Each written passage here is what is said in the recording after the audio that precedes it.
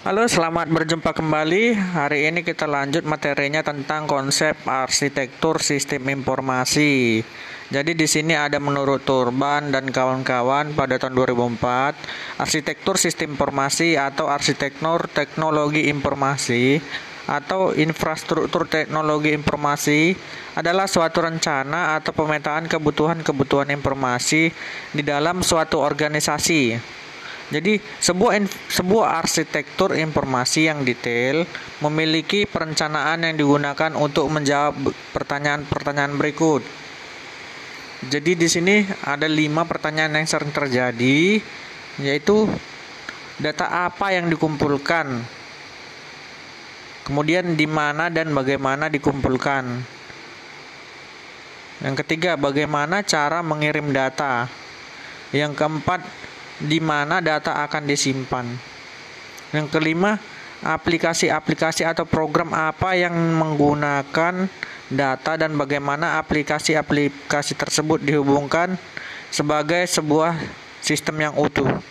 Jadi kelima pertanyaan tersebut sering terjadi dalam sebuah arsitektur atau dalam sebuah konsep arsitektur sistem informasi. Oke, kita lanjut.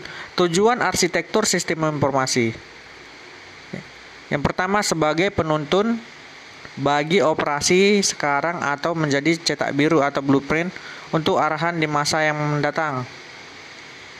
Yang kedua, agar bagian teknologi informasi memenuhi kebutuhan bisnis strategis organisasi. Jadi gambarnya seperti ini. Nanti kalian lihat di materinya. Di sini ada jaringan, ada orang, ada perangkat lunak, ada perangkat keras, ada prosedur, ada basis data. Oke, kita lanjut. Arsitektur sistem informasi yang dibedakan menjadi 3 macam, yaitu tersentralisasi, yang kedua desentralisasi, dan yang ketiga client server. Arsitektur tersentralisasi.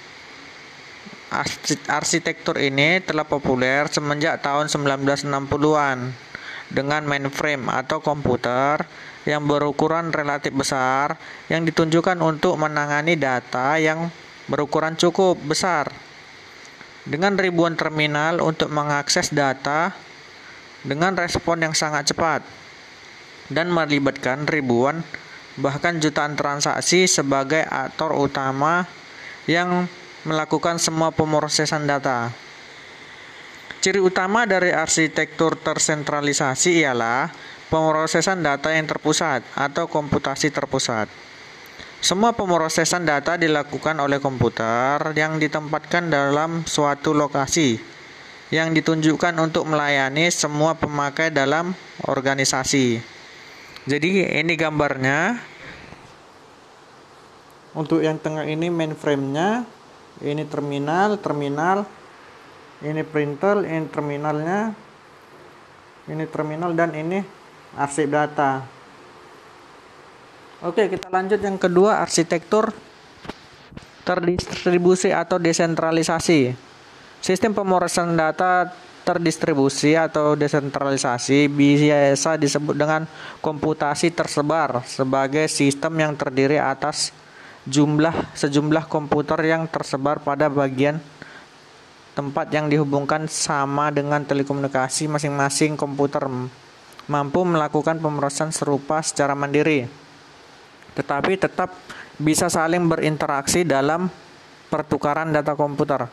Dengan kata lain, sistem pemrosesan data terdistribusi membagi sistem pemrosesan data terpusat ke dalam masing-masing subsistem yang lebih kecil, yang pada hakikatnya masing-masing subsistem tetap berlaku sebagai sistem pemrosesan data terpusat atau sentral.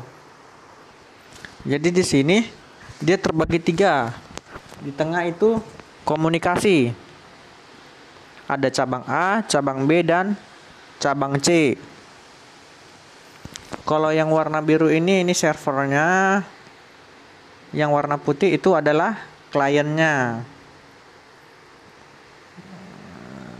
Oke, yang kita lanjut arsitektur client server. Pada arsitektur ini terbagi dua, yaitu client dan server. Client adalah sembarangan sistem atau proses yang melakukan suatu permintaan data atau layanan ke server. Sedangkan server merupakan suatu sistem yang menjadi pusat data menyediakan data atau layanan yang diminta oleh klien. Klien mempunyai kemampuan untuk melakukan proses sendiri. Ketika sebuah klien meminta suatu data ke server, maka server akan segera menanggapi dengan memberikan data yang diminta ke klien bersangkutan. Dan setelah diterima oleh klien, segera melakukan pemrosesan. Model komputasi yang berbasis klien atau server mulai banyak diterapkan pada sistem informasi. Dengan menggunakan arsitektur ini, sistem informasi dapat dibangun dengan menggunakan perangkat lunak yang berbeda-beda. Jadi ini dia untuk gambarnya. Di tengah ini jaringan, harus kabel jaringannya. Ini klien, ini servernya. Jadi semua dihubungkan.